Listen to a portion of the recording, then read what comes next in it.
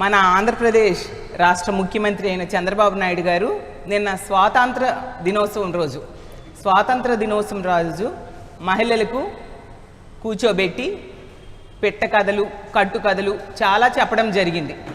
ఎందుకంటే నేను చూసాం డ్వాక్రా మహిళలతో అలాగే ఫ్రీ బస్ లబ్ధిదారులతో తేనేటి విందు అనేసి ఒక పబ్లిసిటీ స్టంట్ నిన్న ఏర్పాటు చేయడం జరిగింది. అయితే అది చూసి రాష్ట్ర మహిళలందరూ కూడా విస్తుపోయారు. ఎందుకంటే మహిళలను మోసం చేసిన చంద్రబాబు నాయుడు గారు మహిళలతో సమావేశమా, మహిళలను దగా చేసిన చంద్రబాబు నాయుడు గారు మహిళలతో సమావేశమా, మహిళలను వంచిన చంద్రబాబు నాయుడు గారు మహిళలతో సమావేశమా, అలాగే మహిళలను నట్టేట ముంచిన చంద్రబాబు నాయుడు గారు మహిళలతో సమావేశమని ఈ రాష్ట్రంలో ఉన్న మహిళలందరూ కూడా విస్తుపోయిన పరిస్థితి మనం చూసాం. అందులో చంద్రబాబు నాయుడు గారు చాలా అబద్ధాలు చెప్పారు. చంద్రబాబు నాయుడు గారట మహిళల ఆత్మగౌరవం పెంచారంట. చంద్రబాబు నాయుడు గారు ఆత్మగౌరవం పెంచలేదు, మహిళల తాలూకా ఆత్మగౌరవాన్ని తగ్గించారు, మహిళల్ని నట్టేట ముంచారు. ఎన్నో హామీలు ఇచ్చి ఏ ఒక్కటి అమలు చేయకుండా మహిళలకు వెన్నుపోటు పొడిచారు. అది రాష్ట్ర ప్రజలందరికీ కూడా తెలుసు. అలాగే ఇచ్చిన హామీలన్నిటికి కూడా ఎగనామం పెట్టి ఈ విధంగా పబ్లిసిటీ స్టంట్లు చేసుకోవడం ఎంతవరకు సమంజసం చంద్రబాబు నాయుడు గారు అని నేను అడుగుతూ ఉన్నాను. పచ్చి అబద్ధాలు మాట్లాడడం జరిగింది. ఇది చూశాక నాకు ఒకటి గుర్తొస్తూ ఉంది. అప్పుడు మామైన ఎన్టీ రామారావు గారు చెప్పారు కదా, చంద్రబాబు నాయుడు గారు నాకంటే పెద్ద నటుడు అనేసి. అది 100% నిజం అనే విషయం నిన్న మీటింగ్తో మరొకసారి ప్రూవ్ అయింది. ఎందుకంటే ఫ్రీ బస్ కోసం ఎన్నో అబద్ధాలు చంద్రబాబు నాయుడు గారు చెప్పడం జరిగింది. 3,000 కోట్లు ఫ్రీ బస్కి ఇచ్చారంట. ఫ్రీ బస్ కోసం 3,000 కోట్లు ఇవ్వడం అనేది ఒక బోగస్. ప్రతి కుటుంబానికి 4,500 రూపాయలు మిగిల్చాను అని చెప్పారు. అది కూడా పెద్ద బోగస్. మహిళలు ఈ రాష్ట్రంలో ఈ కూటమి పాలనలో సంతోషంగా ఉన్నారు అని చెప్పారు. అది కూడా ఇంకో పెద్ద బోగస్. అసలు చెప్పాలంటే మీ పేరు బాబు గారా లేదా బోగస్ బాబు గారా అనేసి రాష్ట్ర ప్రజలందరూ కూడా ఆశ్చర్యపోతూ ఉండే పరిస్థితి మనం చూస్తూ ఉన్నాం. అసలు మహిళల ఆత్మగౌరవం రెట్టింపైంది అని ఒక పచ్చి అబద్ధాన్ని పదే పదే నిన్న చంద్రబాబు నాయుడు గారు చెప్పారు. నేను చంద్రబాబు నాయుడు గారికి ఒకటే సూటిగా ప్రశ్నిస్తూ ఉన్నాను. మీరు మీ ఎదురుగా కూర్చున్న మహిళల్లో చాలామంది ఎక్కువగా 18 ఏళ్ళు పైబడిన వాళ్ళు, 60 ఏళ్ళు కంటే తక్కువ ఉన్న వాళ్ళు ఉన్నారు. వాళ్ళకి ఆడబిడ్డనిది ఎగ్గొట్టడం వలన ఆత్మగౌరవం పెరిగిందా, ఆత్మగౌరవం రెట్టింపైందా నేను అడుగుతూ ఉన్నాను. మహిళలకు నీకు 18,000 నీకు 18,000 నీకు 18,000 ఇస్తానని చెప్పారు కదా, ఇవ్వకుండా మోసం చేయడం వల్ల ఆత్మగౌరవం రెట్టింపైందా నేను అడుగుతూ ఉన్నాను. అలాగే 0 వడ్డీ ఇస్తానని చెప్పారు. అక్కడ అందరూ డ్వాక్రా మహిళలు కూడా ఉన్నారు. 0 వడ్డీ ఎగ్గొట్టడం వలన ఆత్మగౌరవం పెరిగిందా నేను అడుగుతూ ఉన్నాను. గతంలో జగన్మోహన్ రెడ్డి గారు టెన్షన్గా 0 వడ్డీ ఇచ్చేవారు కదా, అది ఈరోజు ఇవ్వకుండా ఎగ్గొట్టడం వలన వాళ్ళ ఆత్మగౌరవం పెరిగిందా. అలాగే 3 లక్షల నుంచి 10 లక్షల వరకు కూడా రుణానికి ఇస్తాను, 0 వడ్డీ ఇస్తాను అని చెప్పారు. అది ఎగ్గొట్టడం వల్ల వాళ్ళ ఆత్మగౌరవం పెరిగిందా నేను అడుగుతూ ఉన్నాను. మహిళలకి నిరుద్యోగ భృతి 3,000 రూపాయలు ఇవ్వకుండా ఎగ్గొట్టడం వల్ల వాళ్ళ ఆత్మగౌరవం పెరిగిందా నేను అడుగుతూ ఉన్నాను. మహిళలకి 3 సెంట్ల భూమి ఇస్తానన్నారు కదా, అది ఇవ్వకుండా ఎగ్గొట్టడం వల్ల వాళ్ళ ఆత్మగౌరవం పెరిగిందా. అలాగే మహిళలకి ఇల్లు కట్టిస్తానన్నారు కదా, అది ఇవ్వకుండా ఎగ్గొట్టడం వల్ల ఆత్మగౌరవం పెరిగిందా చెప్పండి.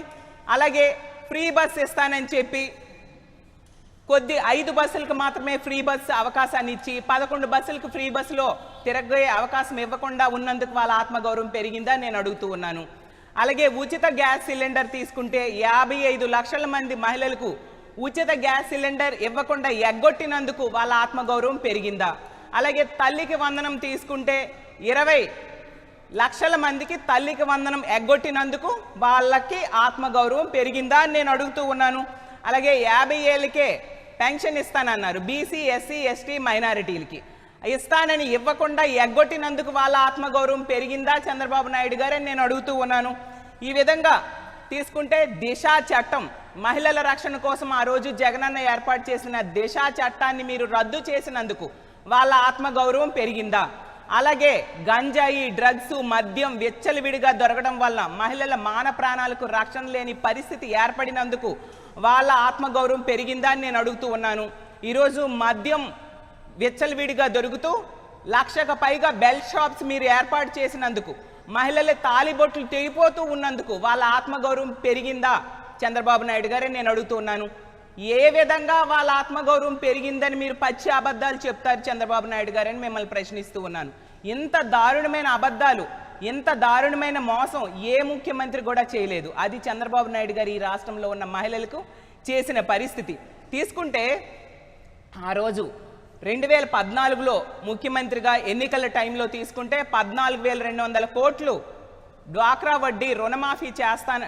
రుణమాఫీ చేస్తానని చెప్పి ఓట్లు వేయించుకొని అధికారంలోకి వచ్చి డ్వాక్రాకి వాళ్ళకి రుణమాఫీ చేయకుండా మోసం చేసిన పరిస్థితి ఈ రాష్ట్రంలో ఉన్న మహిళలు ఎవరు కూడా మర్చిపోలేదు.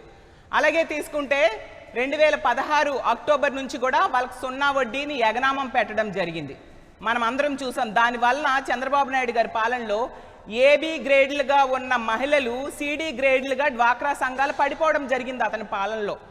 అలాగే తీసుకుంటే జగనన్న ముఖ్యమంత్రి అయ్యాక 4,800 కోట్లు 0 వడ్డీ కోసం కేటాయించి మహిళల అకౌంట్లో వేయడం జరిగింది. జగనన్న 3 లక్షల వరకు రుణానికి 0 వడ్డీ ఇస్తూ ఉంటే టెన్షన్గా నేను 10 లక్షలు ఇచ్చేస్తానని ఎన్నికల టైంలో చెప్పి మహిళల్ని నమ్మించి ఓట్లు వేయించుకొని 3 లక్షలకి లేదు, 10 లక్షలకి లేదు. ఈరోజు ఎంత దారుణంగా మహిళలు మోసపోయారో అందరూ గమనిస్తూ ఉన్నారు. ఎందుకంటే కొండ నాలుగుకి మందేస్తే ఉన్న నాలుగు ఊడిపోయింది అంటారు. ఆ విధంగా అక్కడ 10 లక్షలకి 0 వడ్డీ వస్తుందని మహిళలు ఓట్లేస్తే ఇక్కడ 3 లక్షలకి లేదు, 10 లక్షలకి లేని పరిస్థితి అయిపోయింది ఈ రాష్ట్రంలో ఉన్న మహిళలకి. అన్ని విధాలుగా మహిళలకి మోసం చేసిన ముఖ్యమంత్రిగా ఈరోజు నిలిచిపోయారు. నిజం చెప్పాలంటే మీరు ఆత్మగౌరవం రెట్టింపు చేయలేదు, మోసం రెట్టింపు చేశారు, దగా రెట్టింపు చేశారు, వంచన రెట్టింపు చేశారని చంద్రబాబు నాయుడు గారికి తెలియజేస్తూ ఉన్నాను. 3,000 కోట్లు ఇచ్చానని చెప్తూ ఉన్నారు కదా, ఎప్పుడు ఏ అకౌంట్ నుంచి ఇచ్చారో మీరు శ్వేతపత్రం రిలీజ్ చేయాల్సిందిగా తెలియజేస్తూ ఉన్నాను. నిజం చెప్పాలంటే మీరు అధికారంలోకి రావడం కోసం మేనిఫెస్టోలో ఎన్నో హామీలు ఇచ్చి ఏ ఒక్కటి సరిగ్గా అమలు చేయకపోవడం వలన ఈరోజు 1,80,000 కోట్లు మహిళలకి ఈ 2.5 ఏళ్లలో బాకీ పడడం జరిగింది. మీరు చెప్పారు కదా మీ మేనిఫెస్టోలో, మీ బాండ్స్లో, జూన్లో మేము అధికారంలోకి వస్తాం, జూన్ నుంచే అన్నీ అమలైపోతాయని బాండ్స్ ఇచ్చారు కదా. బాండ్స్లో ఒక్కొక్క కుటుంబానికి ఎన్ని వేల రూపాయలు వాళ్ళ అకౌంట్లో పడతాయనేది కూడా ఇవ్వడం జరిగింది కదా. అవన్నీ లెక్కలు వేస్తే ఈ 25 నెలలకి మీరు బాకీ పడిన మొత్తం 1,80,000 కోట్లు. మీరు 1,80,000 కోట్లు ఎగనామం పెట్టి 3,000 కోట్లు ఇచ్చాను అని చెప్పేసి మహిళల్ని మభ్య పెట్టడానికి ప్రయత్నిస్తూ ఉన్నారు. పోనీ ఆ 3,000 కోట్లైనా ఇచ్చారా అంటే ఇవ్వని పరిస్థితి. అది చూపించండి అని మేము అడుగుతూ ఉన్నాము. అలాగే తీసుకుంటే ఆర్టీసీని ఈరోజు ప్రైవేటీకరణ చేయడానికి కూడా పూనుకోవడం అంటే ఎంత దారుణంగా ఇతని పరిపాలన సాగుతూ ఉందో ఈ రాష్ట్ర ప్రజలందరూ కూడా గమనిస్తూ ఉన్నారు. అలాగే ఈ స్త్రీ శక్తి పథకం, ఫ్రీ బస్సు పథకం అనేది మేనిఫెస్టోలో తీసుకుంటే, ఈ ప్రజాగలం మేనిఫెస్టోలో తీసుకుంటే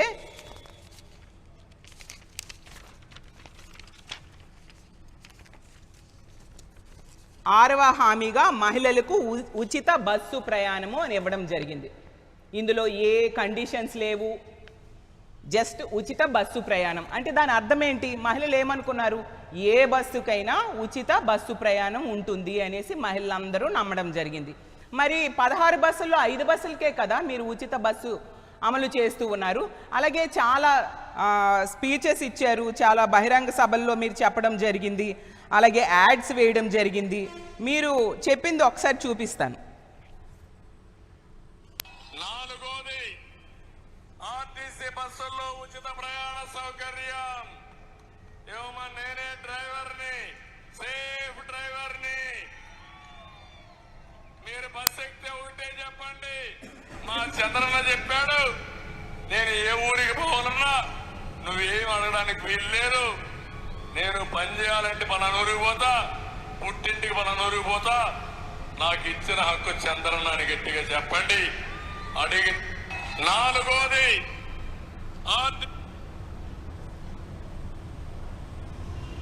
అన్ని ఆర్టీసీ బస్సుల్లో ఎక్కడికి పోవాలన్నా ఉచిత ప్రయాణ సౌకర్యం మా ఆడబిడ్డలకి అరేంజ్ చేస్తాం.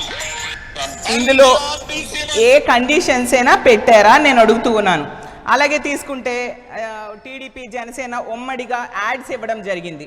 ఆ యాడ్స్ కూడా మీకు చూపిస్తాను.